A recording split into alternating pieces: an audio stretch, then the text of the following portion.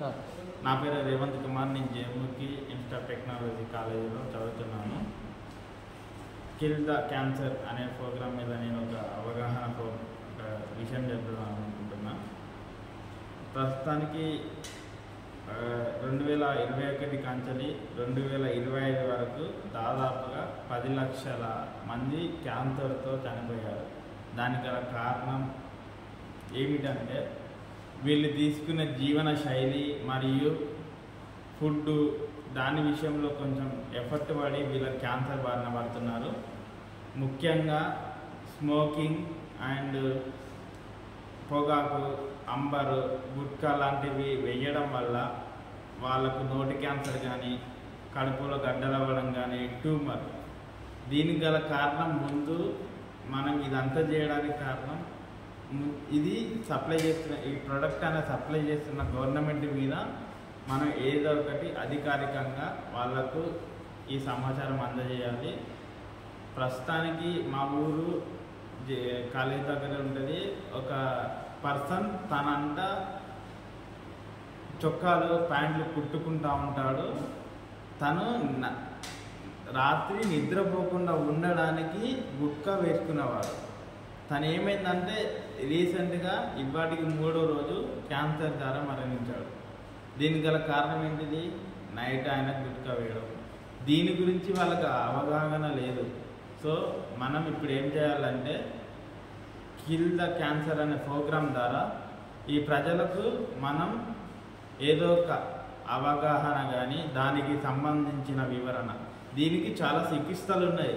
కాకపోతే మనం అవేర్నెస్ ఇవ్వాలి వాళ్ళకు. ఎలా అంటే దానికి ఉన్నాయి లేజర్ ట్రీట్మెంట్ అని, కీమో ట్రీట్మెంట్ అని, శాస్త్ర చికిత్సలు.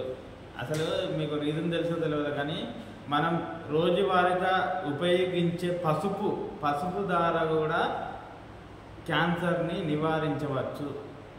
ఇది చాలామంది చెప్పారు. మేడం క్యూరీ ఈమె ఏం చేసిందో తెలుసా? మేడం క్యూరీ అనే మేడం క్యాన్సర్కి సంబంధించిన ట్రీట్మెంట్ తయారు చేసింది. దాని ద్వారా చాలామంది కోలుకున్నారు, బాగుపడుతున్నారు.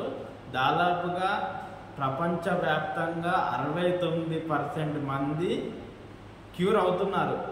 ఇప్పుడు దానికి తగ్గట్టు చికిత్సలు ఉన్నాయి. కాకపోతే వీళ్ళకి అవేర్నెస్ లేదు. క్యాన్సర్ అనగానే భయపడి ఆత్మహత్య చేసుకోవడము, లేకపోతే ఇంకేదన్నా వేరే చూసుకోవడం. వీళ్ళకి మనం ఫస్ట్ ధైర్యం ఇవ్వాలి. అసలు క్యాన్సర్ ద్వారా మనం డైరెక్ట్ క్యాన్సర్ వస్తే మరణమే ఉందా అనేది వాళ్ళకి ఇవ్వాలి. దానికి సంబంధించిన ట్రీట్మెంట్ గవర్నమెంట్ ద్వారా చేసుకోవచ్చు. లేదంటే ఏదైనా సంస్థలు ఉంటే ఆ సంస్థ ద్వారా మనం దానికి విరుగుడు అనేది చూడవచ్చు. కాకపోతే మనోధైర్యం కోల్పోవద్దు, క్యాన్సర్ గురించి భయపడద్దు. నేను ఇంకో విషయం చెప్పాలనుకుంటున్నా. క్యాన్సర్ బారిన పడిన వాళ్ళు కొంచెం జాగ్రత్తగా ఉండండి. దానికి సంబంధించిన ఏమన్నా చికిత్సలు ఉంటే పూర్తిగా చూడండి, కానీ భయపడకండి. క్యాన్సర్ అనేది ఇంకా చాలా భయపడుతున్నారు క్యాన్సర్ అంటే. కాకపోతే క్యాన్సర్తో భయం ఉండదు. ప్రస్తుతం ఉన్న జనరేషన్లో ఏఐ యూజ్ చేసి దానికి తగ్గట్టు చికిత్సలు కూడా ఇస్తున్నారు.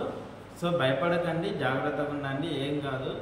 ఇంకా ఏమిటంటే క్యాన్సర్ అనేది ఇప్పుడు ఫర్ ఎగ్జాంపుల్ ఇప్పుడు ఒకరు స్మోక్ చేస్తున్నారు. స్మోక్ చేసే దగ్గర ఉండకండి. దాని ద్వారా సెకండ్ హ్యాండ్ స్మోకింగ్ అంటారు దాన్ని. ఎవరైనా స్మోక్ చేస్తున్న దగ్గర మీరేం చెప్పండి అంటే, మీరు ఇలా చెయ్యొద్దు, దీని ద్వారా నలుగురు బాధపడతారు, ఏదైనా మీరు కూడా క్యాన్సర్ వ్యాప్తి చెందడానికి కారకులు అవుతారని మనం దీని గురించి ఒక అవగాహన ఇవ్వాలి. ప్రతి చోట క్యాన్సర్ నివారణ కోసం పోస్టర్స్ కానీ, ఇంకా పోస్టర్స్ కానీ, లేకపోతే ఫ్లెక్సీలు కానీ, దానికి సంబంధించిన పూర్తి వివరాలు ఒక ఫ్లెక్సీ ద్వారా, పోస్టర్ ద్వారా మనంతటా మనం క్యాన్సర్ నివారించడానికి ఒక మంచి సూచనలు ఇవ్వాలని మనస్ఫూర్తిగా కోరుకుంటున్నా. Thank you.